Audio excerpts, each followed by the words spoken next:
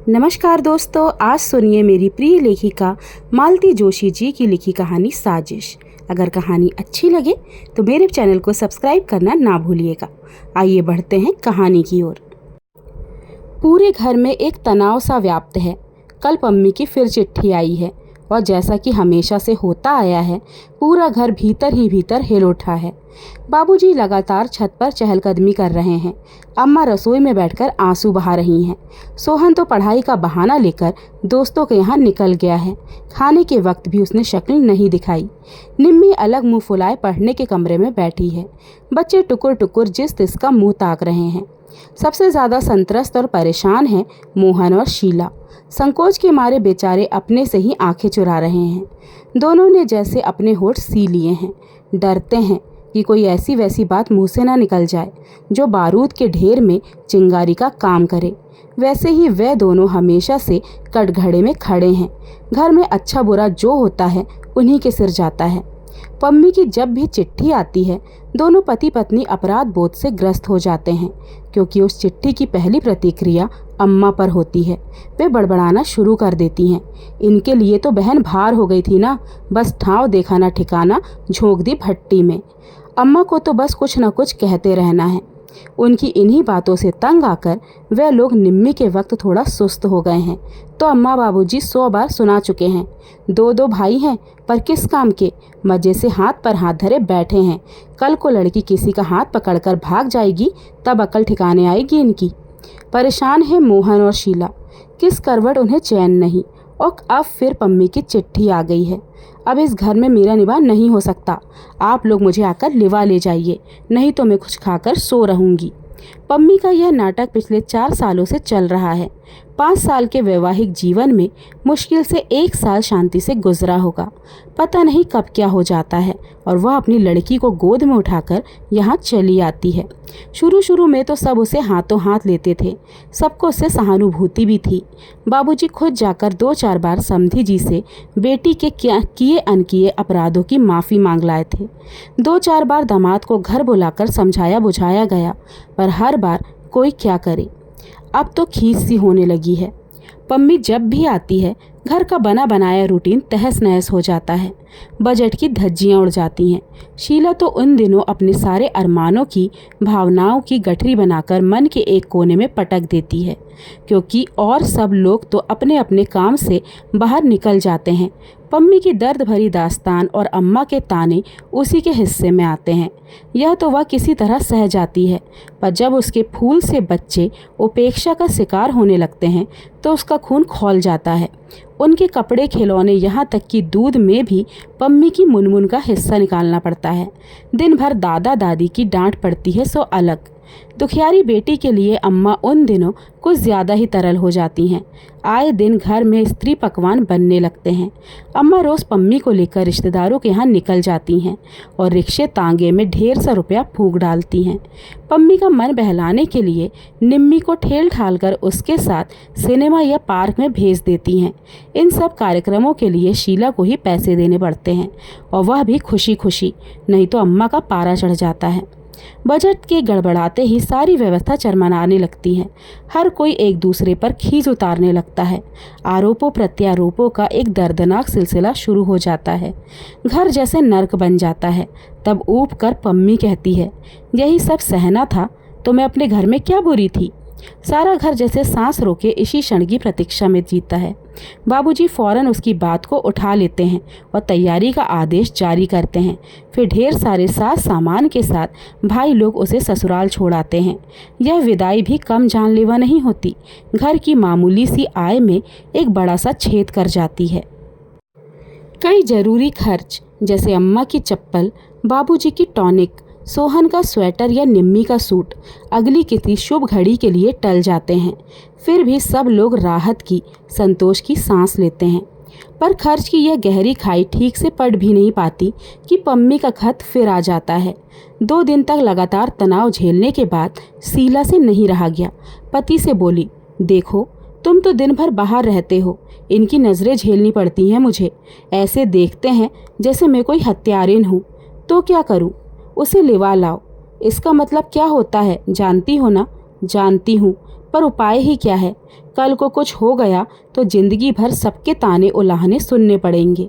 सुबह दफ्तर जाते हुए मोहन ने सबके सामने सबको सुनाते हुए सोहन से कहा कि 200 रुपये रखो और दोपहर की गाड़ी से निकल जाओ। कहाँ? जयपुर। पम्मी को लिवा लाओ, फिर यहाँ जैसा होगा भुगत लेंगे। अम्मा का चेहरा एकदम खिल उठा। वे बड़ी आशा से सोहन को देखती रहीं, पर वह पत्थर की मूर्ति की तरह निश्चल खड़ा रहा। रुपयों को उसने छुआ भी नहीं। आखिर मोहन को पूछना ही पड़ा, क्या सोच रहे हो भैया? दीदी का आना क्या 2 महीनों के लिए टल नहीं सकता? क्यों? क्यों क्या? जानते तो हैं कि यह मार्च का महीना है।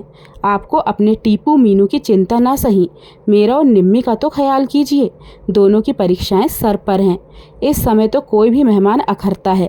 दीदी तो फिर आप जानते ही हैं, आते ही सारा वातावरण गंदला करके रख देती हैं। घर में पाँव देने की इच्छा नहीं होती। पढ़ाई क्या खाक होगी? आप तो खुशकिस्मत हैं छोटे भैया, निम्मी ने सुर मिलाया। घर में पाँव देने की इच्छा ना हो तो दोस्त के घर जाकर पढ़ सकते हैं। हम क्या करें? दीदी आती हैं तो कितना काम फैल जाता है। वह तो किसी काम में हाथ नहीं लगाती, बस दिन भर बैठी बिसूरती रहती हैं।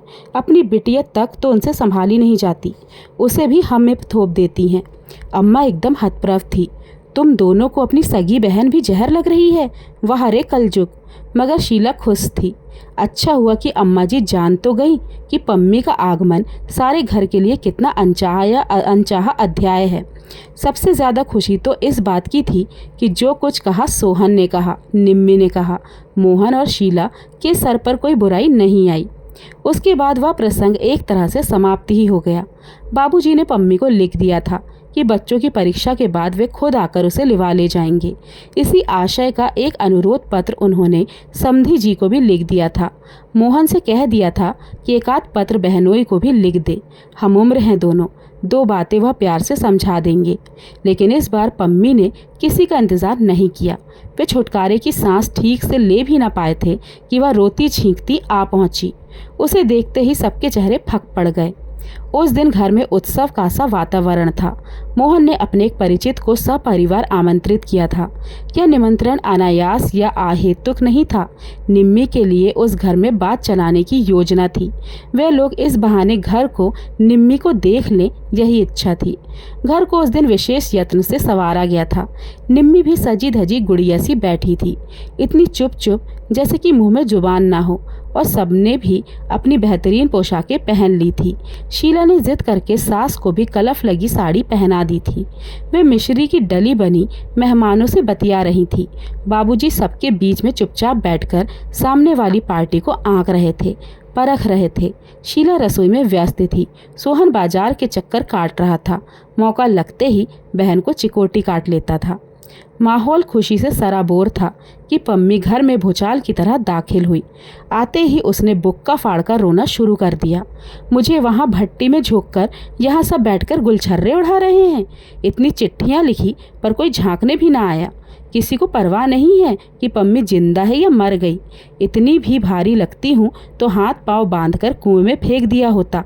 बार बार तंग तो नहीं होती। और जब आपके पास देने के लिए कुछ नहीं था तो मेरी शादी ही क्यों की? लड़के वालों के सामने अच्छा खासा नाटक हो गया था। महफिल तो उखड़नी ही थी। बार बार क्षमा याचना करके उन लोगों को विदा किया। उनके यहाँ से अब क्या जवाब आएगा, यह तो अब करीब करीब निश्चित ही था। बड़ी मुश्किल से कहीं बात लगी थी। सब चौपट हो गया। महीने के अंतिम दिन थे, फिर भी मोहन ने जी कड़ा करके स्वागत सत्कार में 150 फूंक डाले थे। सब पर पानी फिर गया। घर में जैसे मातम छा गया। निम्मी तो खटपाटी लेकर ऐसी पड़ गई, उसने खाना भी नहीं खाया। और लोग भी पम्मी से खिंचे खिंचे ही रहे। अम्मा और भाभी को छोड़कर किसी ने ठीक से कुशल क्षेम भी नहीं पूछी। अपने स्वागत का यह नया अंदाज देखकर पम्मी सहम गई। 2 दिन तो उसने किसी तरह सब्र कर लिया। तीसरे दिन फट ही पड़ी। लगता है किसी को मेरा आना अच्छा नहीं लगा। पहले से जानती तो यहाँ आती ही क्यों? अपमान ही सहना है तो अपने घर सहूंगी, घर में नहीं निभेगी तो कहीं नौकरी कर लूंगी। सोहन भी जैसे तैयार ही बैठा था। बोला, तो कर लो ना नौकरी। जिंदगी भर भैया भाभी की छाती पर मूंग दलना क्या ज़रूरी है? जब मन होता है मुंह उठाकर चली आती हो। आखिर तुम्हारे लिए कोई कितना करेगा? घर में एक और लड़की भी है। आती हूँ तो अपने बाप के घर आती हूँ, पम्मी ने तमक कर कहा। तुम्हारे दरवाजे आऊं तब आंखें दिखाना। बाप का घर कहकर सोहन बाहर चला गया। वो अपने दिल का गुबार निकाल चुका था। सुखी है सोहन, अविवाहित है, इसलिए मन की बात बेरोक टोक कह डालता है। कोई यह नहीं कह सकता कि बीवी ने उसके कान भर दिए हैं। अपमान से पम्मी के आंसू निकल आए। सबसे ज़्यादा दुख तो इस बात का था कि सोहन इतनी बड़ी बात कह गया और बाबूजी कुछ नहीं बोले। जिनके बल पर वह इतना अकड़ रही थी, कानों में रुई दिए वे चुपचाप छत की कड़ियाँ गिनते रहे। बाबूजी, उसने कातर स्वर में पुकारा। सब सुन रहा हूँ बेटे, बाबूजी ने उसी तरह छत की ओर निर्विमेष देख के कहा। पर सच बात तो यह है बेटा कि अब तुम्हारे बाप का घर कहाँ रहा, सब कुछ चूक गया। पेंशन जो मिलती है वह दवाइयों के लिए ही पूरी नहीं पड़ती। बेटे के भरोसे पर जी रहा हूँ। अपनी लंबी चौड़ी गृहस्थी उसके गले मढ़कर बैठ गया हूँ। उसका बोझ और कितना बढ़ाऊँ बाबूजी? लेकिन पम्मी बेटे, हम लोग तुम्हारे जन्म के जिम्मेदार हैं। कर्म तो तुम्हें अपने खुद ही झेलने होंगे। सुख दुख जो भी हो अपने घर में ही सहो बिटिया। कल को तुम यहाँ आकर बैठ जाओगी तो बताओ निम्मी को कौन स्वीकारेगा? पम्मी के सारे सवाल चुक गए थे और शायद उत्तर भी। 3-4 दिन बाद पम्मी को सोहन के साथ गाड़ी में बिठाकर लौटे तो बाबूजी को ऐसा लग रहा था जैसे बेटी को अंतिम विदा दे आए हों। अगर कल को कुछ हो गया, पम्मी के ससुराल वालों ने यदि सचमुच कोई षड्यंत्र रच डाला, तो वे भी उससे बरी नहीं हैं। इस साजिश में वे भी बराबर के हिस्सेदार हैं।